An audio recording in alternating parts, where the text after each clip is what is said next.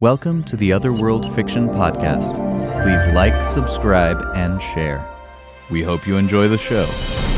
Listener discretion is advised. Season 1, Episode 3, Sabotage and Subterfuge. The snow was deep on the roof of the Bear Queen's winter palace.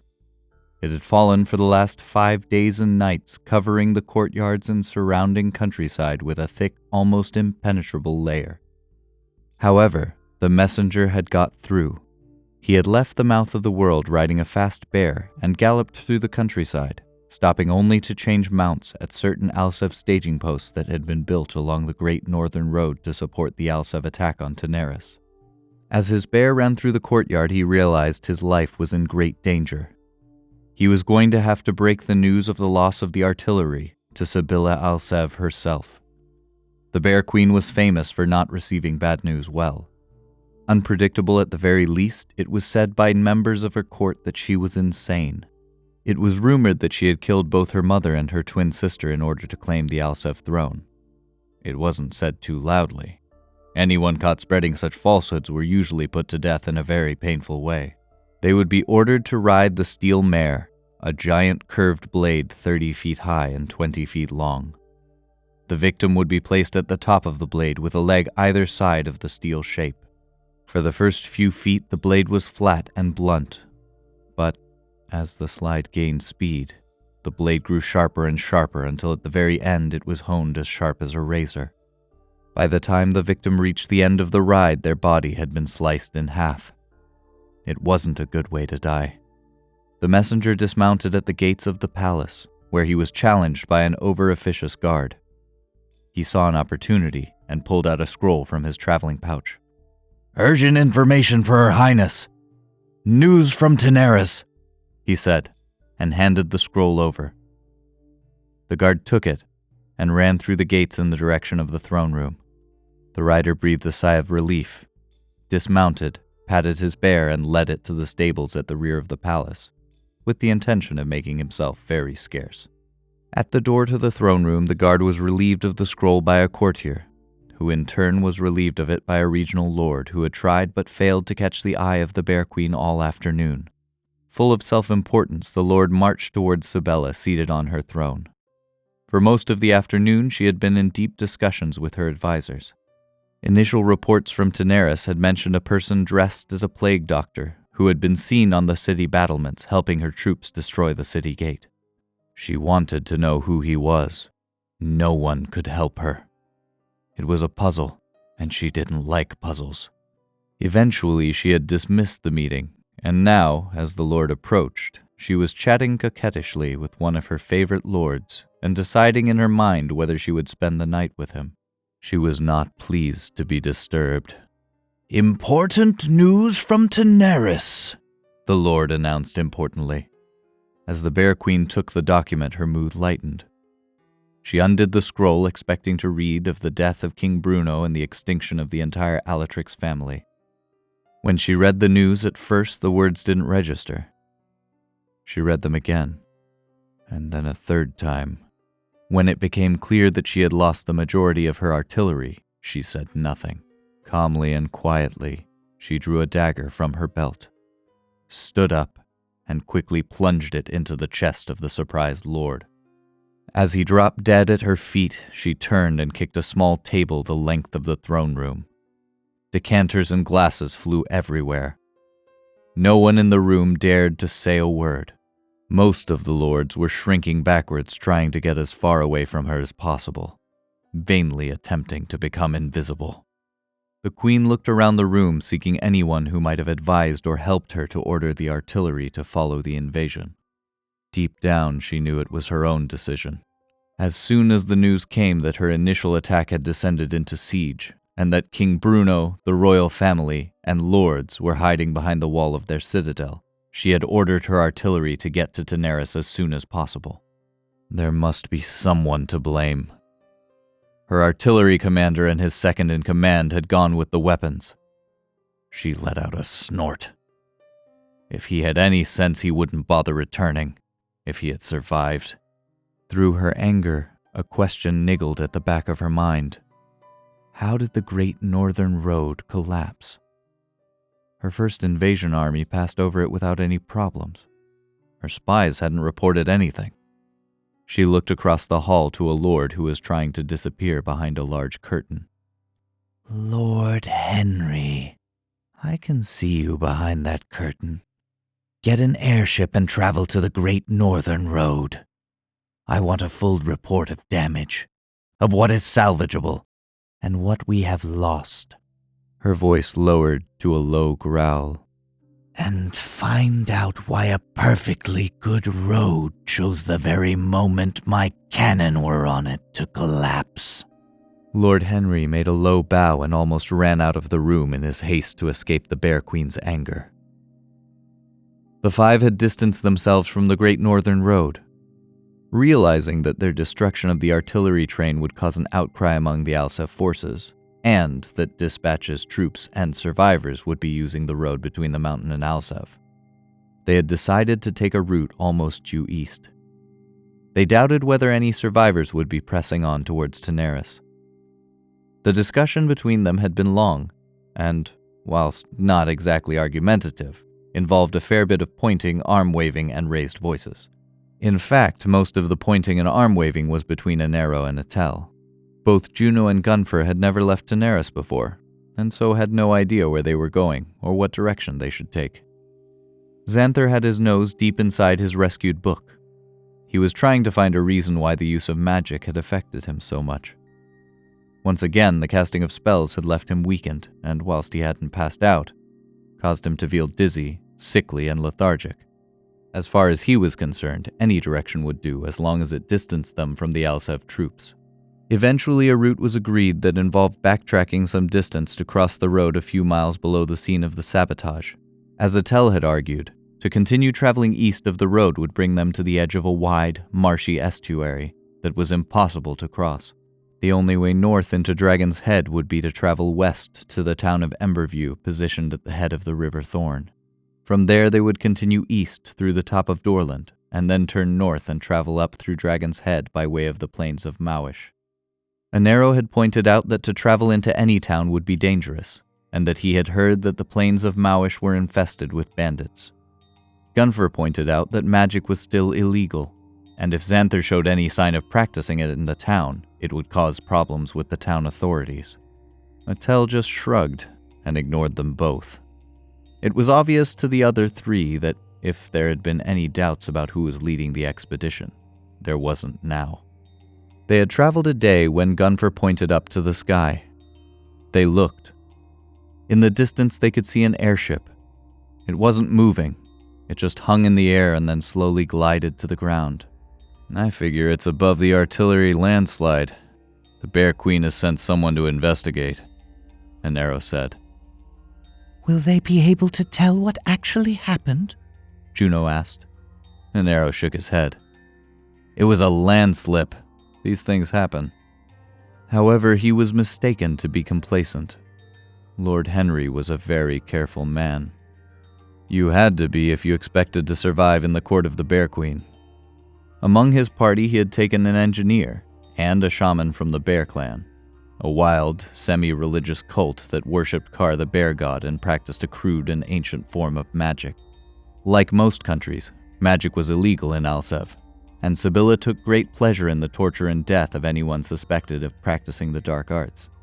However, she dare not move against the Bear Clan. They held a great deal of influence in the outer regions of Alsef, and she knew that if she moved against them, the people would revolt. In truth, Sibylla was frightened of the Bear Clan not just because of the power they held, but because they also knew the truth about her ascendancy to the throne. As Lord Henry spoke with the commander of the troops and gained first-hand explanations of what had occurred from some of the surviving troops, the engineer and the shaman inspected the scene. At the sight of the landslide, it was soon evident to the Lord that the surviving troops were confused. The collapse of the road had taken the lives of many of their companions and commanders, and the survivors were wandering around aimlessly. Some had climbed down and tried to salvage what equipment they could, but the side of the mountain was steep, and the men that made it to the bottom discovered that the equipment that hadn't fallen into the river was beyond rescue. They had made a camp where they took their injured, and having dispatched the rider back to Alsev, sat back and awaited orders. Lord Henry decided he would be the one to give those orders. It took the engineer and the shaman less than an hour to agree. The landslip had been caused by magic. They pointed out to Lord Henry the solid rock that remained in the mountainside and impressed him on its stability. They pointed out how the landslip had occurred in numerous places apparently at the same time. Then the shaman performed some dance-like movements, and the earth around him began to glow. It was evidence of a previous magic.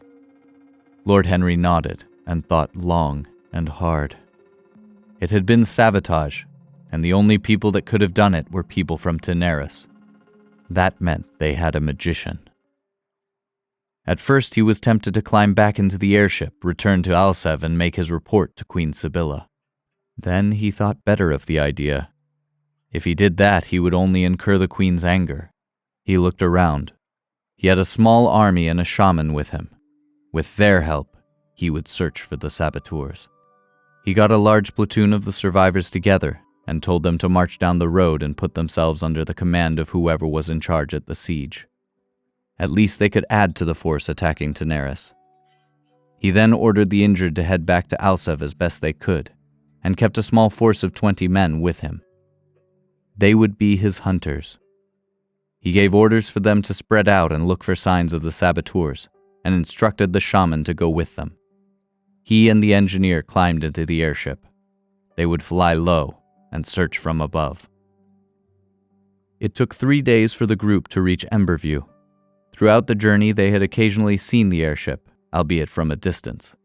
Its continual presence in the sky proved an arrow wrong. There was someone searching for them.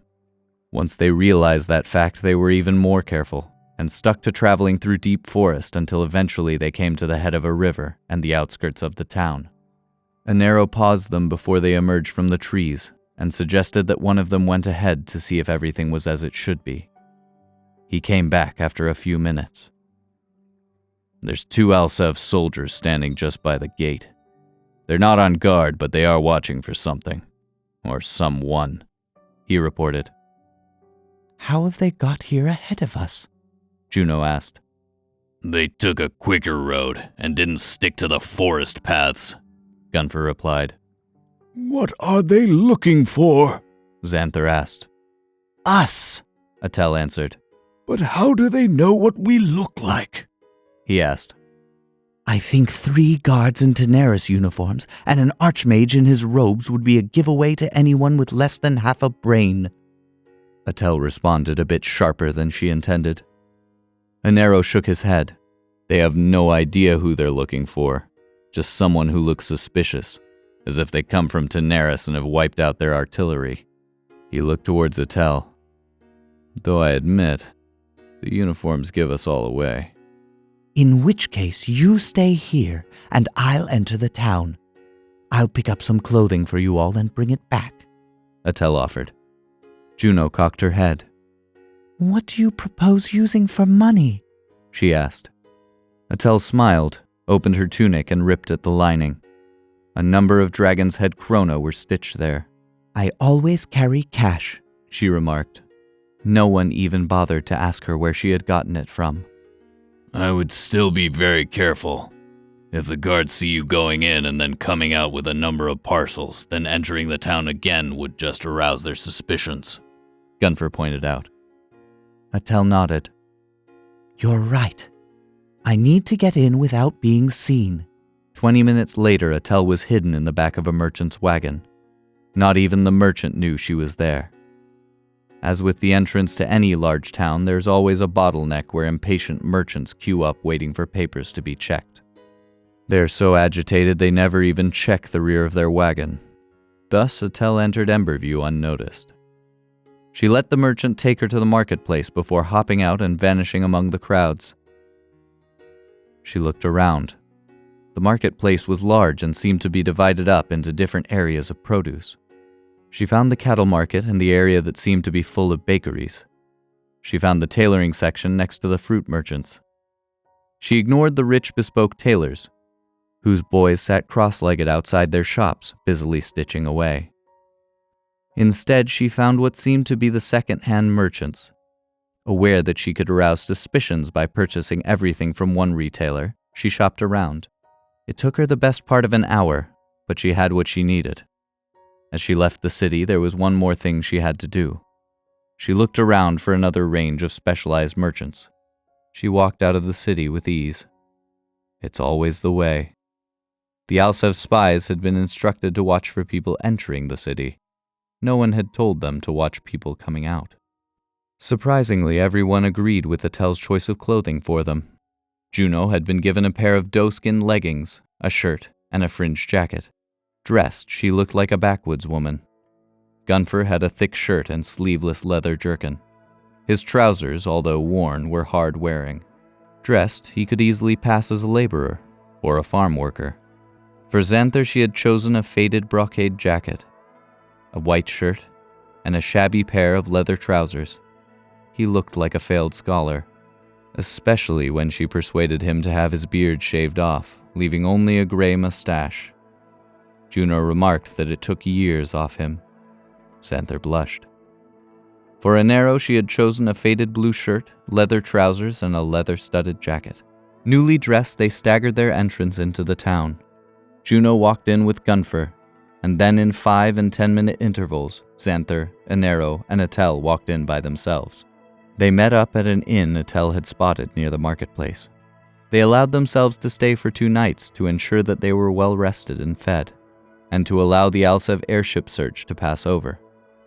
It wasn't the finest hostelry in town, but it was cheap and clean, and no one asked questions. They mingled at the bar with other visitors and travelers. The news was all about the invasion of Taenerys by Alsev and the Bear Queen.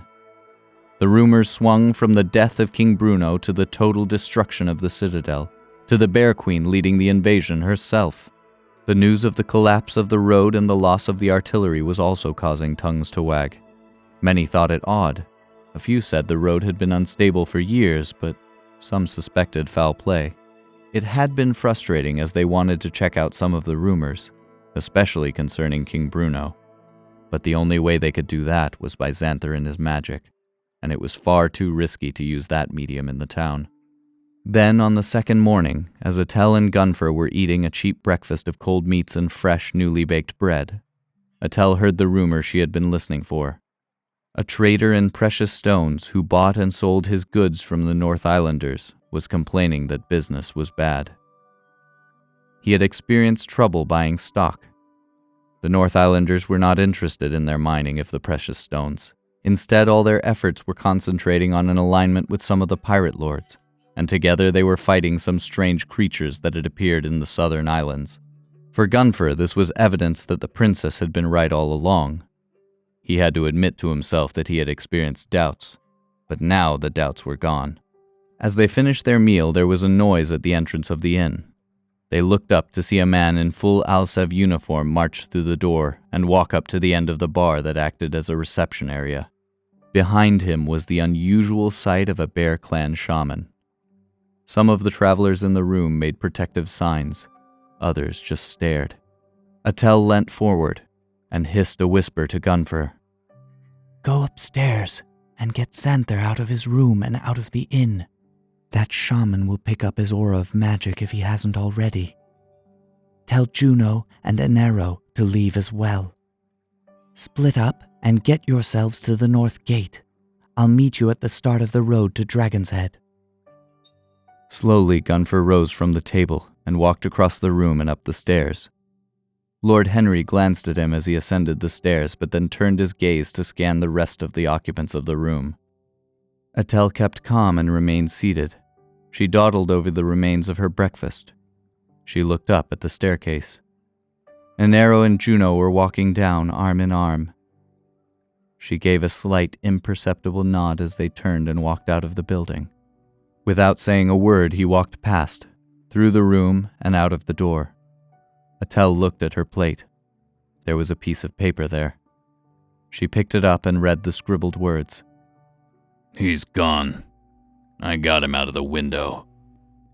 She folded the scrap of paper, pushed her platter away, and left the table. She wandered over to the counter at the far end, well away from the Alsev lord, and waved the server towards her. I would like to pay for the lodgings. The server brought her bill. She scanned it. 5 rooms and meals. It seemed reasonable. And she placed the appropriate cash onto the counter. Just as she turned away, a figure lurched up to her. She glanced at the newcomer. At first glance, he looked like an ordinary merchant, but there was something about him that raised the hackles on her back. What's a young girl like you doing in a place like this? He asked. She was gobsmacked. No one had ever used a line like that. As she struggled for an appropriate reply, she suddenly felt something prodding her stomach. She looked down to see a dagger sticking into her tunic. She looked back up at the man. His eyes were narrow and hard. He spoke in a sharp half-whisper. I know who you are, princess. I deal with your father. Saw you at court some time ago. I never forget a face. Now I also know that a certain person standing not 20 feet away would pay handsomely for that information. It's as a favor to your father that I'm offering you the first opportunity to pay me. 10,000 dragon's head krona would be the price. She shook her head. That is foolish. I do not carry that amount with me. He grinned a thin, unfriendly smile. I know. That's why you'll send one of your guards back to the Citadel and get the money from your father.